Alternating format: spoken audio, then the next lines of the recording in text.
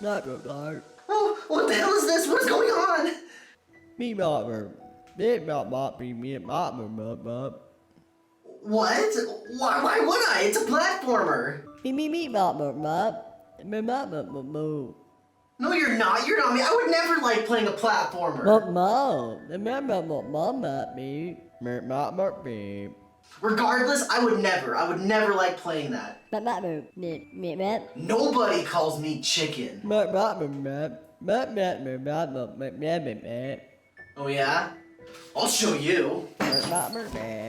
Celeste is literally the opposite of a game that I would want to play. Typically, I tend to stay away from indie games, I just don't vibe with them all that much, and of course, it's a platformer. A difficult one at that. But when I recorded that 5-second clip from my Mario video, something clicked.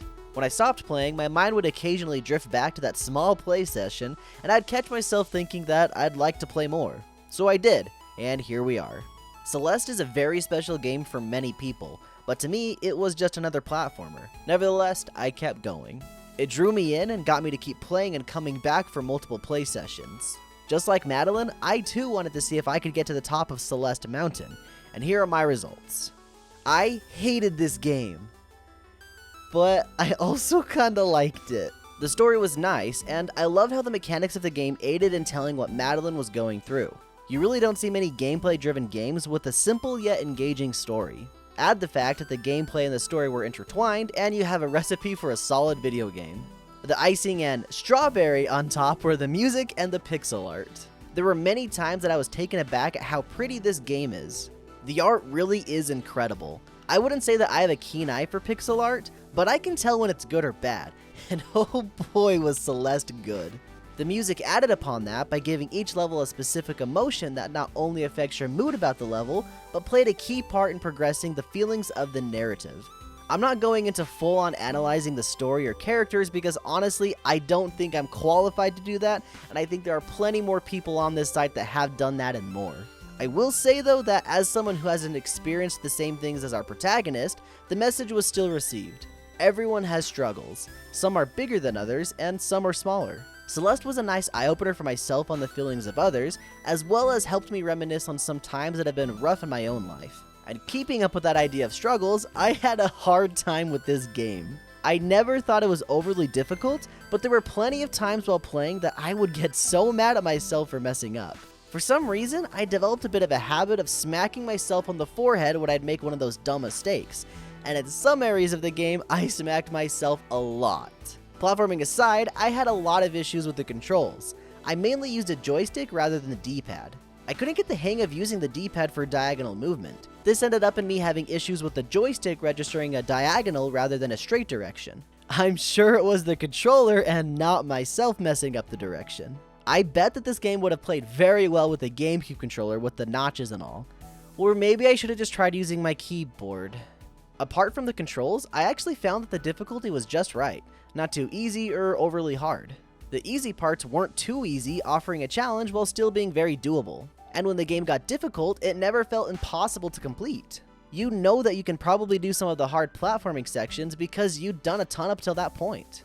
A lot of this had to do with the fact that the game, at least in my mind, was more puzzle solving rather than platforming. Of course, that was still plenty present and was very apparent when the game required challenging platforming, but each of those sections had some sort of solution that was just begging to be found.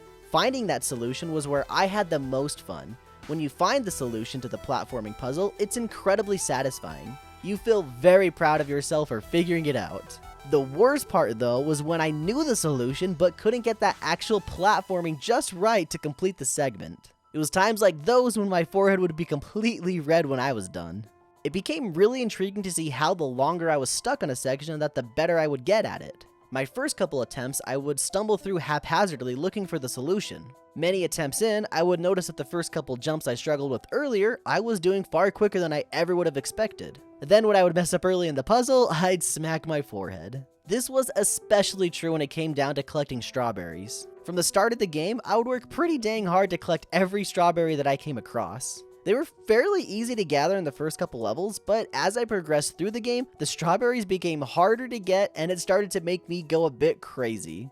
I then realized that I didn't need to gather them to beat the game. So I basically skipped every single one after that, and at the end of the game, no one wanted to eat the gross pie Madeline made. Each level featured a new gimmick, and like I said earlier, these gimmicks reflected something about what Madeline was currently dealing with. While they more or less functioned the same way, hit something that recharges your dash, it was still fun to see the puzzles that they were used to create. Because of this, each level had its own charm that made them unique and fun. Except the hotel level. Screw that one.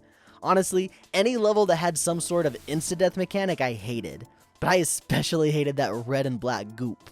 I died a lot in this game, and if it wasn't for the fast-styled respawn system, I probably would have dropped it at the first level. Being able to start right back up at a checkpoint seconds after dying was very much appreciated, and made the game a far greater experience than any of the other platformers I've played in the past. The progression of the game overall is really what helped me keep playing the game. You slowly learn how to play the game better, and Madeline slowly learns to overcome her weaknesses. This of course boils over with a huge setback, and you are sent back down to the bottom of the mountain. One last boost of confidence, and you make your way from the bottom of the mountain all the way to the top in one single level. Side note, thank the devs you can save and quit during a level. If that weren't a possibility, I'm not sure I ever would have beaten this game. The final level is honestly a lot of fun. As you head up the mountain, you go through small sections resembling each of the prior stages. This was an awesome way to show you your progress, as well as a fun way to reminisce on how much I hate that damn mansion level. All in all, I had a great experience with Celeste. I rolled credits, and that's about all you'll catch me doing with this game. When I saw that I had to get some heart things to do the extra chapter 8 thing, I was like, nah, that's not for me. Then I checked out gameplay of the DLC, and that was even more of a nope. Like, it's gorgeous and all, but the platforming looks like hell, and I'm the guy who called Mario a bastard. I ain't doing it. I'm just happy that I made it to the top of the mountain. Yeah, Theo was my homie. That dude is so dope. We did it, man! We finally beat Celeste! Me, mama, me, ma. Me, me, me, me. Come on, dummy, don't tell me that you forgot you're me. Mer, me, mer, me, mer, mer. Me. Together, we can conquer anything. Wanna go play Apex? Meow. Hey y'all, thank you for checking out our video on Celeste. If you enjoyed it, there is more where that came from. Check out our channel to see our backlog and subscribe for new content each week. If you want to support us more, check out our Patreon where you can find behind the scenes and more. Thanks again for watching, and as always, keep it rad.